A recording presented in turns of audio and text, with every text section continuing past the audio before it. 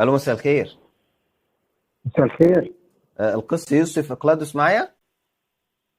مين حضرتك؟ برنامج كريزو بالانجيل يا فندم، احنا على اليوتيوب على الهوا. كان عندي سؤال، بس كنت كلمت حضرتك قبل كده واتكلمنا، بس للاسف المكالمه وقتها فصلت يعني.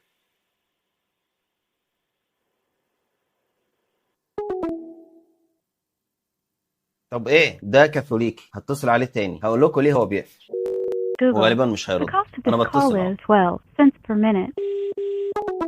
ده القس يوسف اقلاديوس، ده كاهن كاثوليكي كنيسة الملاك ميخائيل في الأقصر. تمام. أول اتصال عملته كان بيتكلم عادي جدا، وللأسف الشديد وقتها النور قطع. طب إيه اللي قاله في الاتصال اللي كان تقريبا على ما أتذكر 8 أو 10 دقايق؟ كان حرفيا قصة المرأة الزانية من مرجع مجهول ضافت، ونهاية إنجيل مرقس كمان، والدنيا يعني كان حرفيا ده كاثوليك، حرفيا كان بيقول إن الكتاب محرف. فطبعا الفيديو بتاعه إحنا رفعناه ونشرناه، فتقريبا هو من ساعتها مش عايز يرد بقى، زعل. طب ما هو ده كلامك، انا مالي؟ انا مالي ليه يا جماعه كده؟ يا جماعه يعني انتوا تطلعوا تقولوا الكلام، ولما نيجي نقول اهو بيقولوا تزعلوا وما تردوش علينا.